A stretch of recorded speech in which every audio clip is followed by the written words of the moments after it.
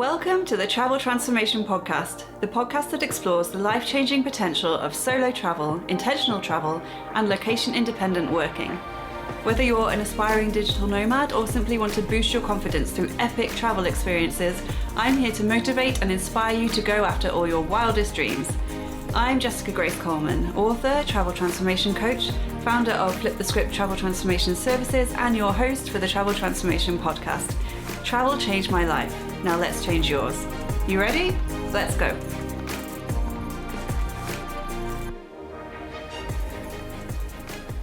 Hi, and welcome to a special bonus episode of the Travel Transformation Podcast with me, Jessica Grace Coleman. It is a special bonus episode because I have some news to share. Some exciting news, at least it is for me. Hopefully it will be for someone else out there too. My new book, Intentional Travel Transformation, Boost Your Confidence, Conquer Your Fears, and Finally Become the Person You've Always Wanted to Be, is out now.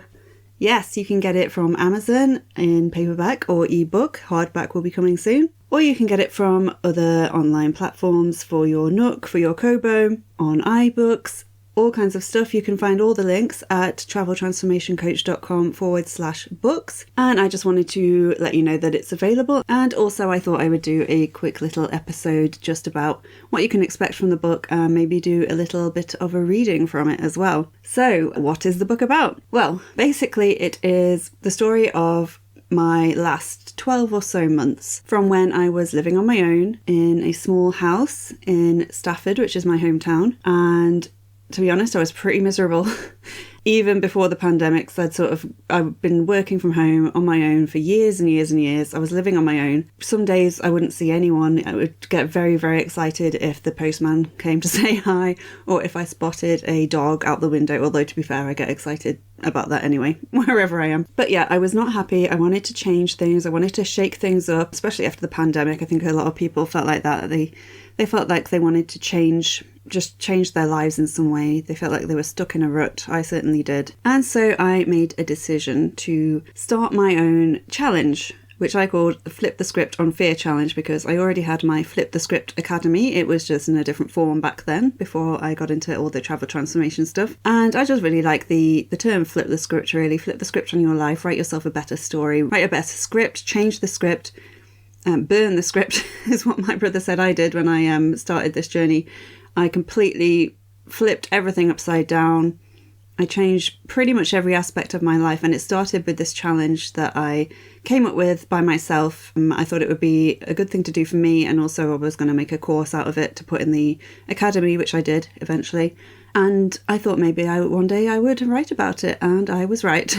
So it started with that. I didn't know it at the time, but that was the start of my intentional travel transformation. That was the start of everything that came after, in terms of changes to my relationships, to where I was living, to what I was doing for work, to what I was doing generally. Instead of being stuck at home on my own all the time, I wanted to get out there. In the book, I talk about the 4 things that were the catalysts for me changing my entire life, and it was probably not what you think. The 4th one, which I've just mentioned, is the Flip the Script on Fear challenge that I did, but I don't think I would have come up with that if it weren't for the other 3 things. And I don't want to give it all away because it's in the book, but it's basically 2 books and a Netflix show, and that sounds like a film waiting to happen. But yeah, that's where it all started. And during that challenge, I did several tasks. I basically did 1 task a day that scared me, or that I'd been putting off for whatever reason, usually out of fear, or that was sort of hanging over me for whatever reason. So sort of life admin stuff, and then also challenging myself to put myself out there and to do things that I'd been putting off, or to do things that I knew I'd been wanting to do for ages, like go to a co-living house, that I'd been putting off out of fear. It all comes back to fear, at least for me. So it's a book about fear and overcoming your fears. It's a book about comfort zones and leaving them. It's a book about boosting your confidence. And it's a book about transforming yourself through intentional travel. So it's my story of how I did that over the last year. And it is a year because it's December 2022 when I'm recording this. And I started my Flip the Script challenge in December 2021. So pretty much exactly a year since I decided to change my life, since those 2 books and a Netflix show. But the book isn't just my story. I have met so many great people over this past year, whether they were people I met in co-living places or just travelling around generally, or people through the online travel coach network community that I joined in the summer. And so I met so many great people who have so many amazing stories of transformation that happened through travel that I knew I didn't want to just put my perspective in there. So in every chapter, there is a travel transformation story from one of my friends, and some of them will make you cry, some of them will make you laugh, all of them will make you inspired to go travelling. That's what happened to me anyway when I read it. If I wasn't already travelling a lot, they would make me want to go travelling. So there's that as well. I also include tips and ideas and inspiration for solo travelling and if you want to be a digital nomad, but it's not just a book for solo travellers and digital nomads. That's just my story. I also include itineraries of past trips I've been on and my favourite parts and how they transform me. So if you're looking for itinerary ideas, there's one in every chapter as well. But the main thing, so it is a book of my story, but it is mainly a book to encourage, motivate and inspire others, you, to get travelling, but not only that, to get travelling intentionally, to use travel as a tool to transform yourself and your life, whether that is boosting your confidence, slaying limiting beliefs, conquering fears. There are all different ways to do it. I focus on the boosting confidence and conquering fears in this book because that is my own journey in the past year. But the main point is that it takes you through my travel transformation framework, which will enable you to create your very own bespoke travel transformation strategy.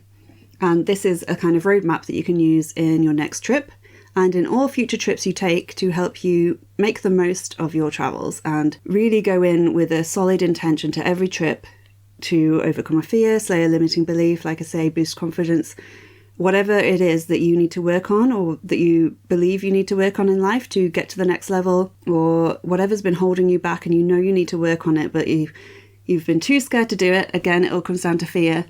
This will help you identify those fears, limiting beliefs and doubts, and it will help you come up with a solid plan to overcome them through travel, because what better way to do it? Travel always boosts your confidence. It always shows you how capable you are, especially if you're solo traveling. And I can't think of a better way or a better tool to use to transform yourself and your life. Plus, it's really fun. I mean, traveling is just fun. There is no two ways about that. So the book takes you through the framework, but it uses examples of my own journey over the past year to illustrate the different points and to showcase how they can work. In my case, in a co-living setting and a solo travel and digital nomad setting. But you can apply the framework to any kind of traveling and any kind of intention. So I have poured my heart and soul into this book. Everything I've written over the past year, I come up with content for my blogs, for my email list, for my academy, my online academy, for my courses, for my podcast. I've put all of that stuff into this book, hopefully in a fun, easy read, but also entwined with little nuggets and ideas and just a plan to help you transform your life in the same way I did. Because I can honestly say that this last year has changed my life. And it's not just a whole year that has changed my life. I can really trace it back to that challenge that I started with and those 2 books and a Netflix show that started it all off, which just goes to show that it can only take a moment or a few words from a book or an episode of a TV show that nobody's ever heard of to set that seed in your mind and to get you thinking and set in motion a whole other path that you may not have thought of, or if you have thought of, that you may not have thought was realistic for you. And just a shout out to Sun & Co in Spain. It was their co-living in the Basque Country. I went to the Basque Country and Javier, which you'll know about if you've listened to any of my other podcast episodes on this subject. It was those 2 months in Spain and France that I had in the spring of 2022, plus all my subsequent travelling around the UK that has changed my life. But I can really, really narrow it down to the month I spent in the Basque Country at the Sun & Co pop-up villa. So big up to Sun & Co. I mention it in the book a lot for a reason, and I can honestly say it changed my life. And I know some people live in co-livings all the time, digital nomads, it's no big deal to them, but I went in with a solid intention of, I haven't even said what my intention was. So I went in with the solid intention of overcoming my fear of public speaking and of being the centre of attention and of meeting new people and general social anxiety, all that good stuff, fear of stepping outside my comfort zone and putting myself out there. I had intentions to overcome that and I would say in a month I did a pretty good job of that, and I have been working on it ever since as well. Okay, so that was me rambling about the book. Again, it's called Intentional Travel Transformation. Boost your confidence, conquer your fears, and finally become the person you've always wanted to be. You can find it on Amazon, Nook, Kobo, iBooks, most places online. And to find all the links, go to traveltransformationcoach.com/books. But I thought I would just do a reading of just one part of a chapter. And it's a chapter I particularly like, even though it's the most morbid chapter. But if you know me at all, that probably will come as no surprise to you, because I like gothic stuff. Yeah. So I'm going to read you an excerpt from chapter 10, which is called Pondering Life and Death in Paris. And like I say, a big chunk of my transformation came in Spain, but I also solo travelled to Paris afterwards. And a lot of the places I visited in Paris really got me thinking about life and death, as you can see. But I just wanted to read some of this out because it made me think, and I think it might make you think as well, and it might make you reconsider what you're doing with your time on this earth, which is what I try to do all the time. I try to make sure I'm making the most of my time, and I'm working on things that will make me happy and that are aligned with my values and that will help other people. So here we go.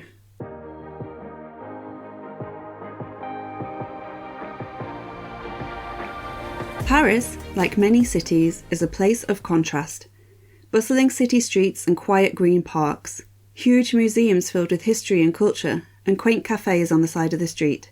It's a place of movie locations and literary inspiration, of food and art and music, of old and new, rich and poor, construction and destruction, life and death. I'd been lucky enough to visit Paris twice before, when I was 17 and 18, as part of my sixth form art trips. We'd visited museums and art galleries, had dinner in the artists' quarter, and gone to some outdoor markets. We'd had a great time, but we'd been at the mercy of our teachers' schedules and we couldn't just go anywhere we wanted. When I was there this time then, I had a long list of things I wanted to do and places I wanted to see. One of the places I wanted to visit was Notre Dame, to see how it was doing after its terrible fire in 2019, and seeing it really got me thinking. A few years on, it was looking pretty good, though most of it was covered in scaffolding and surrounded by cranes. I went to the Eiffel Tower as well, which also had a lot of scaffolding up because part of it was being renovated. In fact, everywhere I looked in Paris, there were roadworks, closures, building work, and all kinds of repairs and renovations going on. And as I wandered around, I kept thinking, oh, this building will look really nice when it's finished, or this area will be so lovely once all the roadworks are completed, or Paris will be perfect when all this scaffolding and construction debris is cleared away. And guess what? It reminded me of what we tell ourselves on a daily basis. Things will be great as soon as I get that promotion. If I could just lose 20 pounds, I'd be happy with how I look. My life will be perfect as soon as I meet the right person. I just need to earn more money and then I'll be happy. But here's the thing. Just like Paris and any other major city, we are all a work in progress. This city will never be 100% clear of roadworks and scaffolding. We will never be 100% happy or feel 100% complete. We need to be constantly working on ourselves, constantly working towards new goals, constantly conquering our fears and doubts and limiting beliefs, constantly improving. Our lives are never going to be perfect, and that's okay. There's always going to be a little scaffolding around, and there will always be ongoing construction, and that's okay too. While I was in Paris, I also visited l'Atelier des Lumières, which translates to the Light Workshop or the Workshop of Lights, which was an amazing immersive art experience that's so good it's difficult to describe if you haven't been to this kind of art gallery before. It's basically a huge room where the walls and floors become the canvas of the painting. They take the artwork of a famous artist and project it around the room, taking separate elements of the paintings and bringing them to life as you essentially walk through the artwork. It's incredible. The main exhibition was on Cézanne, who wasn't exactly celebrated as a great artist for most of his life. In fact, he was often misunderstood and discredited while he was alive. Like many greats, he didn't become wildly successful until after his death. And now he's a part of an innovative new exhibition where people from all over the world come to experience his art in a way he would never have thought possible, in a way he couldn't even have conceived of. That is an incredible legacy to leave, an incredible way to impact millions of people even long after you're gone. So what am I trying to say? Basically, we're all a work in progress, and that's fine. And we never know who we're going to impact, both in our lifetime and hundreds of years after our deaths. So keep going with whatever lights you up, whether you're currently seeing your name in lights or not. You never know who you're going to impact, or when. And that scaffolding? It might look ugly, but keep it around. It's going to help you achieve all your goals.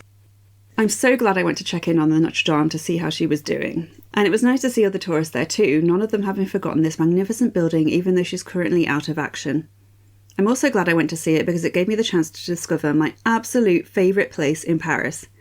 When my friend Nicky from the Basque Country Villa found out I was in Paris, he messaged me on Instagram to give me a recommendation.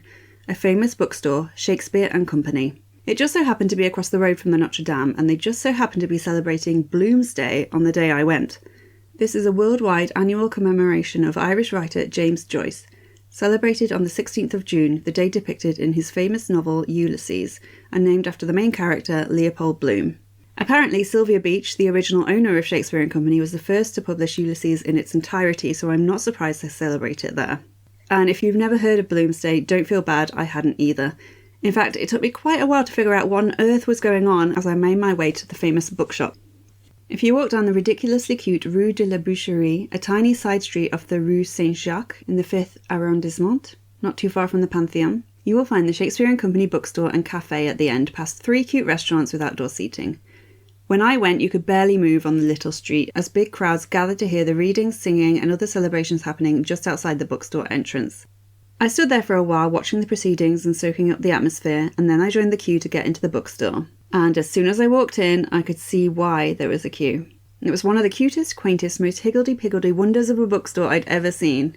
There was also a resident bookstore cat, Aggie, who features on the bookmarks they give out with each book. That's how you know it's a good bookshop, when there's a resident Moggy. Sorry for the interruption, but I just have to tell you about Jessica Grace Coleman's new book, Intentional Travel Transformation. Boost your confidence, conquer your fears, and finally become the person you've always wanted to be, which is out now. This book is part memoir, part practical guide to help you transform yourself and your life through travel. Learn about Jessica's own tale of travel transformation, read unique transformation stories from the travel buddies she's met on the road, and make your way through her travel transformation framework, a method you can follow to create your very own bespoke travel transformation strategy. Your roadmap you can use to incorporate intentional travel into all your future trips. So, have you packed your bags yet? Because it's time to flip the script on your life and transform through travel. Get Intentional Travel Transformation now from Amazon, or head to www.traveltransformationcoach.com/books for more info. And now, let's get back to the Travel Transformation Podcast. I felt so cultural that day, visiting the cathedral and the quaint bookstore celebrating Bloomsday, that I thought I'd better balance it out by throwing some pop culture into the mix. Now, I'm not going to lie, Emily in Paris on Netflix is one of my guilty pleasures. The fashion, the storylines, the drama, it's all so over the top and ridiculous, and I love it. So, when I realised that some of the filming locations, the exterior of Emily's apartment, the little part outside with the fountain, and the restaurant where Gabrielle works, were just a short walk from the bookstore, I opened up Google Maps and I started walking. I walked past the Pantheon on the way, just to add some more actual culture to my day, and then made my way down a little side street to where I hoped that Emily in Paris filming locations would be, if I could recognise them. I've had this before. Things just look so different on TV that it can be difficult to know if you're in the right place or not. When I went to New York with my friends Vicky and Ruth, we spent ages standing on the street and staring at buildings, trying to figure out if we were looking at the apartment building from Friends or not. As it turned out, we were. It just looked a lot smaller in real life. We did the same thing a few minutes later outside Carrie Bradshaw's apartment from Sex and the City. Fun fact, Carrie's apartment is a 6-minute walk from the Friends apartment building. She could have been friends with Monica and Rachel, if, they weren't from different fictional TV shows. We eventually found Carrie's brownstone townhouse, but there was some dude there washing the steps with his trousers falling down to show his pants, so we couldn't get a very good photo. Anyway, I needn't have worried about recognising Emily's apartment or the restaurant. It was obvious due to all the other Emily in Paris fans milling about and taking photos. It was actually a really cute area of Paris and not one I would ever have stumbled upon otherwise, so a big thanks to Netflix for introducing me to the place. But this chapter is called Pondering Life and Death in Paris, not Pondering Emily in Paris. Right? Well, Paris certainly got me thinking about life and death, mainly due to a few places I visited while I was there. I love Montmartre, the artist's quarter. It's near the Sacré-Cœur, which I also love, though I don't love the inevitable harassment that comes with it. One guy who was selling friendship bracelets by grabbing people's arms and tying them onto their wrists before demanding money for the merchandise they'd just stolen from him nearly forced me to walk into a wall when I was trying to get myself and my arm away from him. In the end, I had to yell at him to get him to back off. But once you force your way through the bracelet-wielding maniacs and have walked down the cute little streets to the artist's quarter, it's all worth it. Yes, it's full of tourists, and yes, it's super expensive, like anywhere in Paris, but it's also bursting with life. Painters and artists sit and do their work in the square. Tourists sit and laugh over €30 cocktails.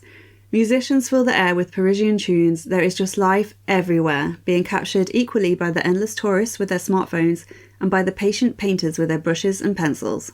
I even took a video as I was walking around the main square, showing all the artists, all the people sitting at the pavement cafes eating croissants and drinking café au lait, and the palpable excitement in the air. In the video, I even captured a Frenchman playing the accordion, a familiar tune that sounded like it had come straight off the Amélie soundtrack, as he wandered around the square, making people smile wherever he went. When I posted this video online, I got several comments along the lines of, "This is a little too French," and "Are you sure you've not stumbled onto a movie set?" So much had changed in Paris since my visits when I was 17 and 18, but the artist's quarter still had that same incredible atmosphere. It was just so full of life, as was the Light Workshop and the Eiffel Tower and countless other places in Paris. Bursting with colour, with art, with beautiful views, with ideas, with life. I'd experienced a lot of life over the past few days in Paris, so now it was time to flip the coin, to descend into darkness, to look beyond the vibrant city of love and ponder death for a while. Dramatic, I know, but hey, I am a writer. It's just how I think. On my last day in Paris, I visited the beautiful Père Lachaise cemetery, where all kinds of famous people are buried, including Jim Morrison, Edith Piaf, Oscar Wilde, Chopin, Marcel Proust, and many, many more. The cemetery is huge, with some of the biggest and most elaborate gravestones and memorials I've ever seen, set amongst some truly stunning surroundings. I spent an hour or so just wandering around, enjoying the peace and quiet after the hustle and bustle of the city, breathing in the fresh air and admiring the charming headstones and mausoleums. I've always liked graveyards, which I'm sure must seem like a weird thing to say, but the inherently peaceful nature of them, inviting you to contemplate and reflect, has always appealed to me. I visited the famous graves, pondering why there was a massive glass box protecting Oscar Wilde's final resting place. I later discovered it was because too many people had previously defaced the grave by putting on lipstick and kissing it. Humans sure are mighty strange creatures. As well as stumbling upon some that I didn't realise were famous until later on, such as the grave of French journalist Victor Noir. I took a photo of his memorial, which features a life-size statue of Victor lying down, dead, after he was shot. Nice. Because I thought it was different and kind of cool. It wasn't until I was looking back over my photos afterwards that I noticed two rather strange things. The statue had a bulge, down there. And while the rest of the statue was a kind of weathered green colour, his bulge was gold. You know how some dog statues end up with a shiny nose because so many people rub it for good luck? Well, yeah. Intrigued by this discovery, I did some Googling and immediately found all kinds of online articles with fascinating titles such as The Victory of Victor Noir and the Sexiest Tomb in France, and Victor Noir's Mysterious Erection. A quote even popped up taken from the European Cemeteries Route website. It is believed that if a woman kisses the statue of Victor Noir on the lips, rubs the bulge in his trousers, and drops a flower in his hat, it will bring her enhanced fertility and a blissful sex life. Again, I say, humans are strange. But this chapter is about life and death, not sex symbols and shiny gold bulges. When I was in Paris, I also visited the Paris Catacombs. This definitely might seem like a strange tourist attraction in a city known for being so romantic, but it sure was a popular one. If I hadn't booked online weeks before, I wouldn't have got in. People kept trying to join the queue on a whim, only to be turned away. Inside, you were given a set of headphones and an audio guide in your language, and then you were sent down a long, winding staircase into the depths of the city, 20 metres underground to be precise. There was a steady stream of tourists, but not so many that you couldn't hang back for a bit and find yourself temporarily alone in the narrow, dark tunnel. You had to walk along several of these tunnels before you got to the actual catacombs themselves, the part with the skulls. And when you got there, when you walked through the doorway marked "Arrête, c'est ici l'Empire de la Mort," or "Stop, this is the Empire of the Dead" in English, it was like stepping into another world. Now, I'm into gothic things. I love spooky old houses, love a good horror film or novel, love the haunting beauty of graveyards and anything at all to do with Halloween. But I wasn't prepared for how emotional it would be. Walking down tunnels that were lined on either side by thousands and thousands of bones and skulls, previous inhabitants of the City of Love, skeletons that used to be actual people full of hopes and dreams. People who used to get up in the morning and eat breakfast at their kitchen tables. People who went to school or work and who had families and friends and colleagues and acquaintances. People who drank tea and ate bread. People who had inner thoughts and fears and self-esteem issues, though they probably didn't call it that back then. Real people, now just bone. In fact, there were over 6 million skeletons in the Paris catacombs dating back several centuries. 6 million lives, entire lives that were lived and then forgotten. Lives that had now been reduced to tibias and fibulas, craniums and mandibles. Believe me, there's nothing like spending an hour in the depths of Paris, surrounded by 6 million skeletons, to make you think about your own life. I took photos and videos while I was there, pondering the whole time if I was being disrespectful by doing so. At least I wasn't taking selfies with the bones or filming videos that involved couples kissing and laughing. Yep, that was happening. But then 2 things occurred to me. 1. Someone, or lots of someones, had spent a hell of a lot of time placing these skulls and skeletons in an aesthetically pleasing manner. And yes, I know that's a weird thing to say about dead bodies, but some of the skulls were even arranged in a heart shape amongst the walls of bones, and there was some serious craftsmanship and artistic skill on display, and that deserved to be committed to film, or at least my phone. And 2, the inner workings and intricate details of these 6 million lives had been lost, most of them never to see the light of day again, just like the skeletons of these past souls.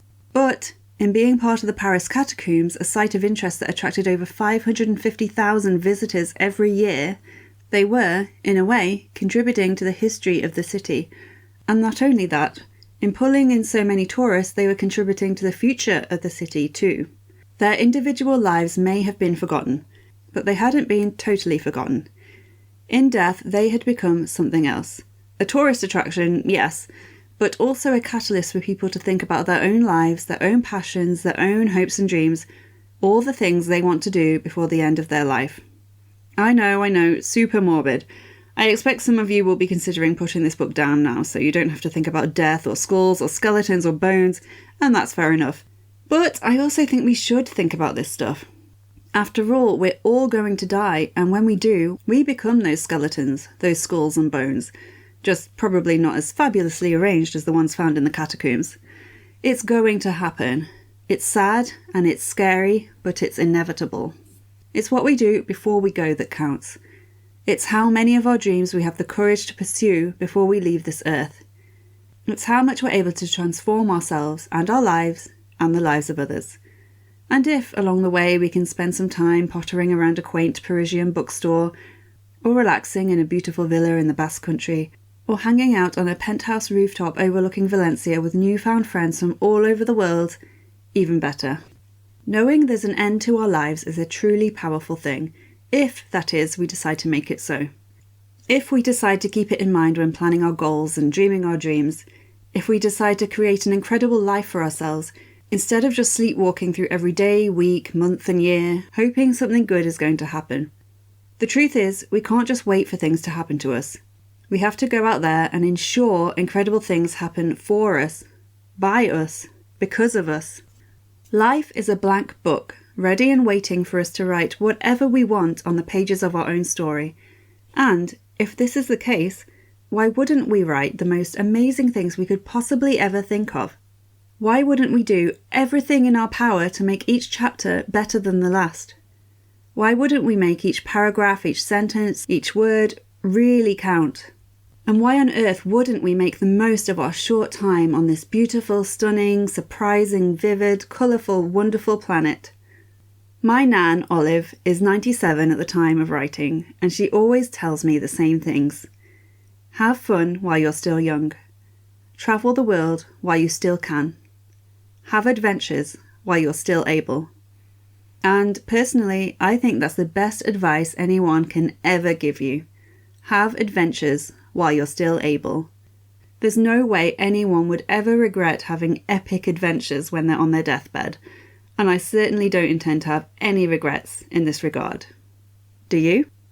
Life is short, so let's make sure it's nothing short of amazing. Push yourself to step outside your comfort zone at every possible opportunity. Have fun while you're still young. And remember, young is relative. Travel the world while you still can. Have adventures while you're still able. And never, ever let fear hold you back. So, what do you say? See you on the road?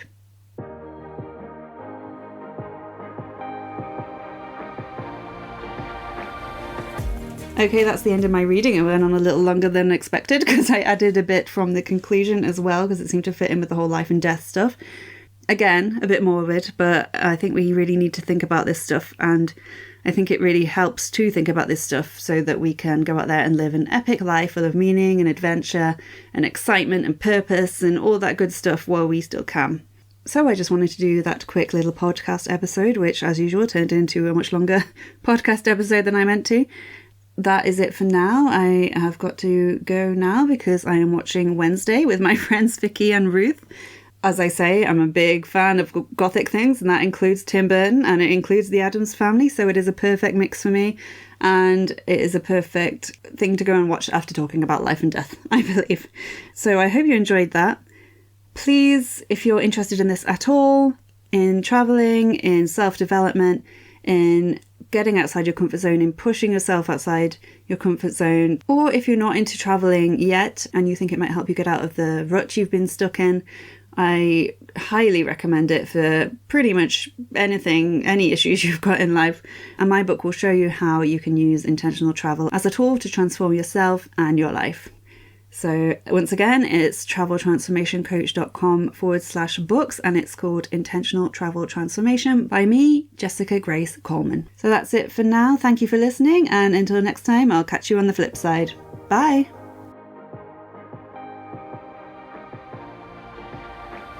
Thank you for listening to this episode of the Travel Transformation Podcast with me, Jessica Grace Coleman.